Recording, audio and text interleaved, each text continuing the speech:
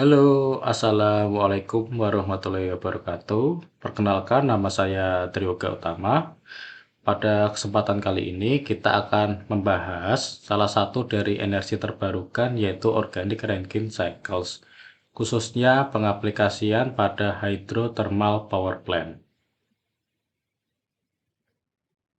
Apa sih yang dimaksud dengan ORC? Sistem Organic Rankine Cycles atau ORC adalah siklus termodinamika yang menggunakan fluida kerja organik untuk menghasilkan daya dari sumber panas dengan suhu rendah hingga sedang atau tinggi, berkisar antara 80 hingga 400 derajat Celcius. Ini efisien untuk mengambil panas berkualitas rendah dan memiliki berbagai aplikasi skala kecil hingga menengah, membantu mengurangi pemborosan energi panas dan ramah lingkungan.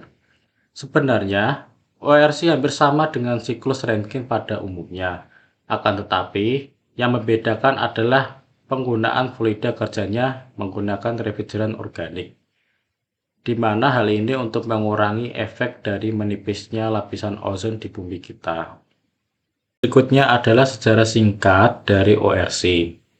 Dimulai tahun 1824, Nicholas Leonard Sadi Carnot menerbitkan Reflection on the Motive Power of Fire, di mana ia mengemukakan teori pertama yang berhasil mengenai efisiensi maksimum mesin panas. Ia meletakkan dasar-dasar untuk disiplin ilmu baru yang biasanya kita sebut dengan termodinamika.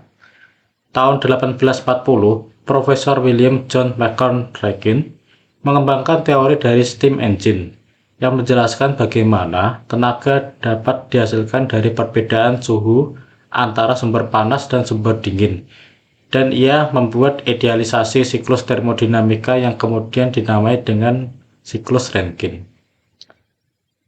Tahun 1833, Frank Oakwold mengembangkan power steam engine yang menggunakan nafta sebagai pengganti air. Tahun 1935, Profesor Lodge D'Amelio menggunakan fluida organik dalam sistem aktual turbin. Ia juga pertama kali mempertimbangkan keuntungan dari fluida dengan massa molekul tinggi untuk mengurangi putaran per menit atau RPM dan jumlah tahap turbin. Tahun 1845, mengkolaborasikan Profesor D'Amelio yang pertama kali merancang pembangkit listrik menggunakan etil klorid untuk menggerakkan turbin. Società Anonima Force Endogène Napolitaine atau biasa disebut dengan SAFIN menginstal pembangkit geotermal 300 kW di Pulau Ischia, Italia. Pembangkit ini mulai beroperasi pada tahun 1955 dan merupakan pembangkit binar modern pertama di dunia. Dan berlanjut tahun 1970, Profesor G. Angelino bersama dengan Ennio Macchi dan Mario Gaia memulai aktivitas penelitian Italia di sektor ORC atau Organic Rankine Cycle di Politecnico di Milano. Mereka mulai mempelajari kemungkinan menggunakan fluida organik sebagai pengganti air untuk menggerakkan siklus Rankine dalam aplikasi otomotif, luar angkasa, dan tenaga surya.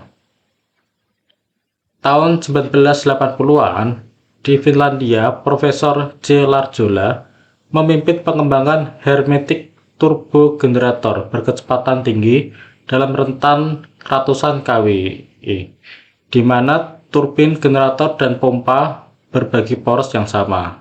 Salah satu aplikasi awal dari jenis ORC turbo generator ini adalah pengisian baterai kapal selam bawah laut yang dalam.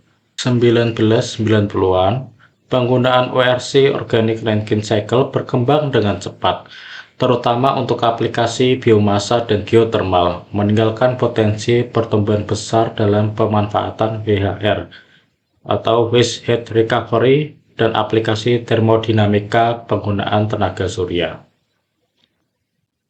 Periode 2000-an, dalam 2 dekade terakhir, ORC Organic Rankine Cycle telah mengalami pertumbuhan signifikan dan menjadi teknologi yang lebih disukai untuk pembangkit listrik geothermal. Urgensinya untuk meningkatkan efisiensi energi dan menerapkan teknologi dekarbonisasi juga akan mendorong penggunaan ORC yang lebih luas untuk pemulihan panas limbah dalam berbagai industri. Komponen utama dari ORC sendiri terdiri dari 4, yaitu turbin, heat exchanger, condenser, dan feed pump. Turbin merupakan komponen kunci dari seluruh pembangkit listrik ORC yang menentukan kinerja sistem ORC.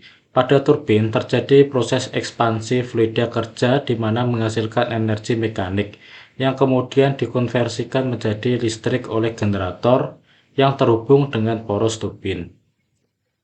Heat exchanger, fluida kerja mengalir melalui penukar panas, mengekstraksi kalor dari sumber panas. Biasanya penukar panas yang sering digunakan adalah tipe cell and tube, tetapi konfigurasi dan geometri dapat bervariasi tergantung pada sumber energi dan total panas masukan. Kondenser, pada kondenser, fluida organik didinginkan dan diubah menjadi cair sebelum memasuki pompa. Penggunaan udara menghilangkan kebutuhan untuk pengolahan air tambahan. Kadang-kadang juga mungkin digunakan kondenser berpendingin air.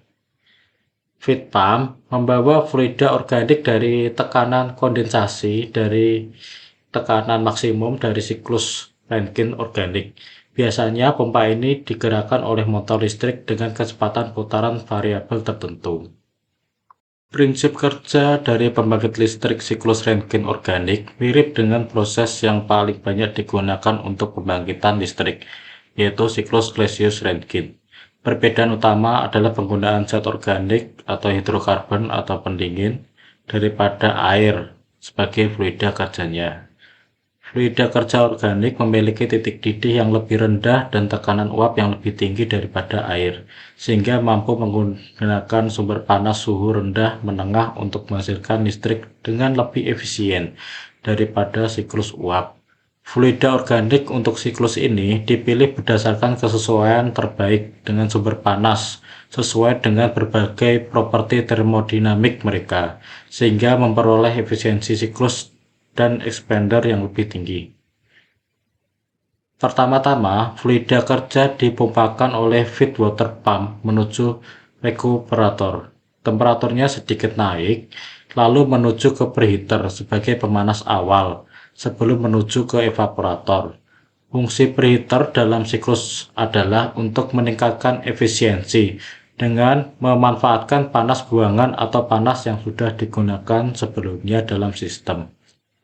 Selanjutnya, pada evaporator, fluida kerja diubah dari wujud cair menjadi uap yang nantinya digunakan untuk memutar turbin.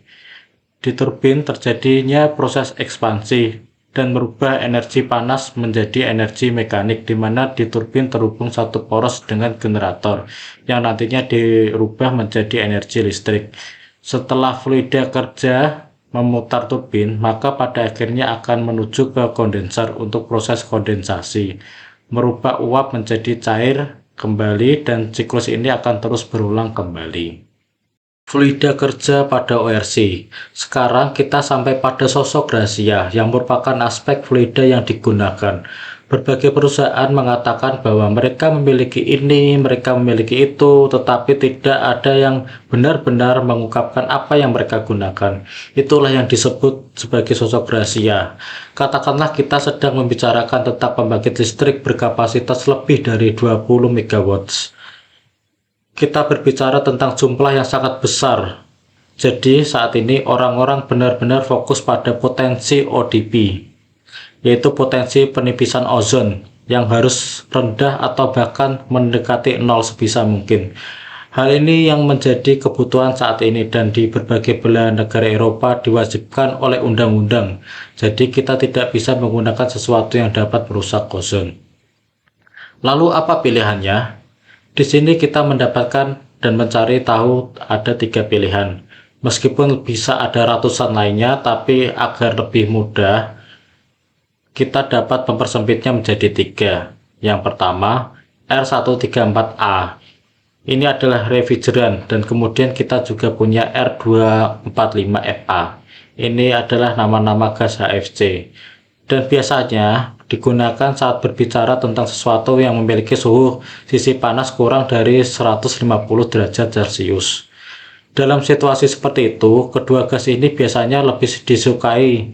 Sekali lagi, kedua gas ini memiliki karakteristik sendiri. Lalu, ketika kita sedang berbicara tentang sesuatu yang besar, di mana suhu yang serius atau jumlah pekerjaan yang besar, digunakanlah butana, yang merupakan R600A. Ini biasanya digunakan untuk aplikasi yang lebih panas, katakanlah 150 derajat Celcius.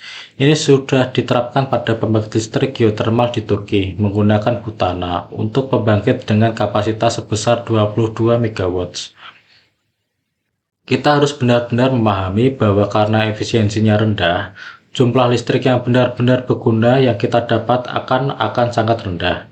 Jadi bagaimana cara agar menjaga biayanya tetap rendah? Sebagian besar hal umum seperti mengurangi tekanan. Sebagai contoh, katakanlah suatu generator yang menggunakan R134A memberikan kita 10 kW energi listrik dari panas yang terbuang. Itu sebenarnya sudah luar biasa, tetapi harganya mungkin sedikit lebih tinggi. Sekarang R245A, fluida ini pada dasarnya memberikan hanya 8 kW energi. Namun persyaratan tekanannya berkurang, katakanlah dari 15 hingga 50 bar, dibandingkan dengan 5 hingga 10 bar. Dan kita akan menemukan bahwa biayanya jauh lebih murah. Jadi mungkin ada orang yang berkata, apakah lebih mengeluarkan uang sehingga kita mendapatkan listrik yang sebanding? Jika iya, mereka akan melakukannya, misalkan di Jerman, di mana harga listrik sangat tinggi. Mereka mungkin mengatakan, iya, saya akan membayarnya untuk itu. Tapi di sebagian besar tempat, mereka mungkin akan memilih generator 8 kW yang lebih ekonomis. Kita harus memperhatikan bahwa semua hal ini berfungsi dengan panas buangan. Jadi tidak ada yang mengharapkan terlalu banyak darinya, tetapi mereka mengharapkan cukup di mana biayanya harus benar-benar efisien. Dan ketika berbicara tentang pembangkit listrik geothermal, kita tidak dapat menjalankan sistem uap secara praktis karena selisih suhu tidak cukup. Dan kita harus melakukan begitu banyak langkah tambahan yang membuatnya menjadi pertanyaan apakah itu benar-benar layak. Jadi, butana biasanya digunakan dalam situasi seperti itu. Harap diperhatikan bahwa tidak ada solusi tunggal untuk gas yang digunakan. Itulah mengapa setiap perusahaan sangat tertutup tentang hal itu.